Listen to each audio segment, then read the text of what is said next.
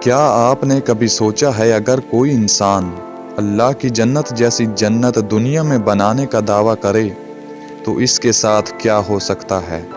کیا واقعی ایسا ممکن ہے کہ سونے، چاندی، محل، نہریں اور باغات سے جنت جیسی جگہ بنائی جا سکے؟ اور سب سے پراسرار سوال، ایک بادشاہ جس کی جنت مکمل ہو چکی تھی، دروازے اس کے سامنے کھلے تھے، پورا لشکر ساتھ تھا، لیکن اس لمحے کے بعد جو ہوا وہ تاریخ کا سب سے بڑا راز کیوں بن گیا؟ آج کی یہ کہانی شداد، ارم ذات العماد اور ایک ایسی جنت کی جس کا ذکر صدیوں سے ہوتا آیا ہے۔ تو اس واقعے کی طرف بڑھنے سے پہلے حسب معمول آپ سے یہی التماس ہے کہ اگر آپ نے گلوبل ڈاکو ٹائم کو سبسکرائب نہیں کیا تو جلدی سے سبسکرائب کریں اور بیل آئیکن کو دبا دیں تاکہ اس طرح کی علم والی ویڈیوز سے آپ مستفید ہوتے رہیں۔ تو چلیے دوستوں، سب سے پہلے جانتے ہیں کہ شداد کون تھا۔ شداد قوم عاد کا بادشاہ تھا، وہی قوم جس کے متعلق قرآن میں آیا، کیا تم نے نہیں دیکھا تمہارے رب نے عاد کے ساتھ کیا کیا؟ ارم ذات العماد۔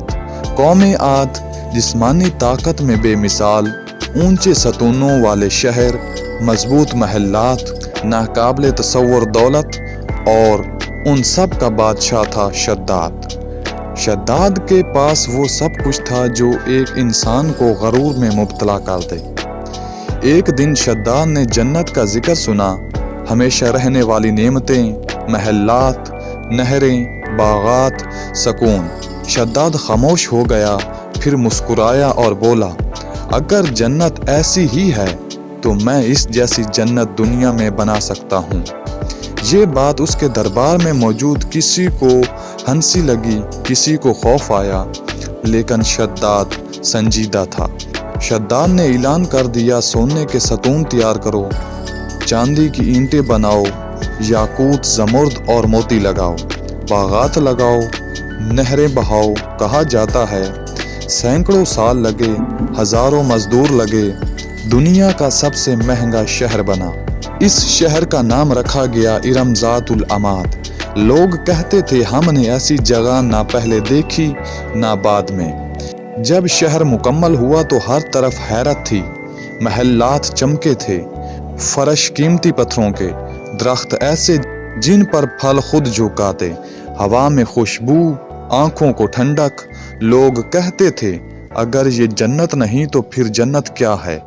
اور شداد اور زیادہ مغرور ہو گیا۔ ایک دن شداد نے اعلان کیا، آج میں اپنی جنت میں داخل ہوں گا۔ پورا لشکر تیار ہوا، ہاتھی، سپاہی، خادم اور علمبردار۔ یہ کوئی عام سفر نہیں تھا، یہ غرور کا جلوس تھا۔ شداد اپنی جنت کے قریب پہنچا، دروازے سامنے تھے، محلات نظر آ رہے تھے، باغات لہلا رہے تھے۔ شداد نے قدم بڑھایا، اسی لمحے فضا بدلنے لگی، ہوا رک سی گئی، ایک عجیب سا سکوت چھا گیا۔ یہاں تاریخ خاموش ہو جاتی ہے۔ تو پھر کیا ہوا؟ یہاں سوال پیدا ہوتا ہے، کیا شداد واقعی اندر داخل ہوا؟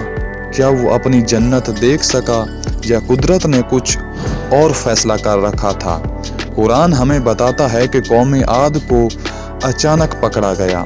کچھ روایتوں میں ایک خوفناک آواز، کچھ میں آسمانی عذاب اور کچھ میں اور ایک لمحے میں سب کچھ ختم۔ لیکن ایک بات طے ہے، جو جنت انسان بنائے وہ ختم ہو جاتی ہے، جو جنت اللہ بنائے وہ ہمیشہ رہتی ہے۔ شداد کی جنت کہاں گئی آج کوئی نہیں جانتا، لیکن اللہ کی جنت آج بھی وعدہ ہے ایمان والوں کے لیے۔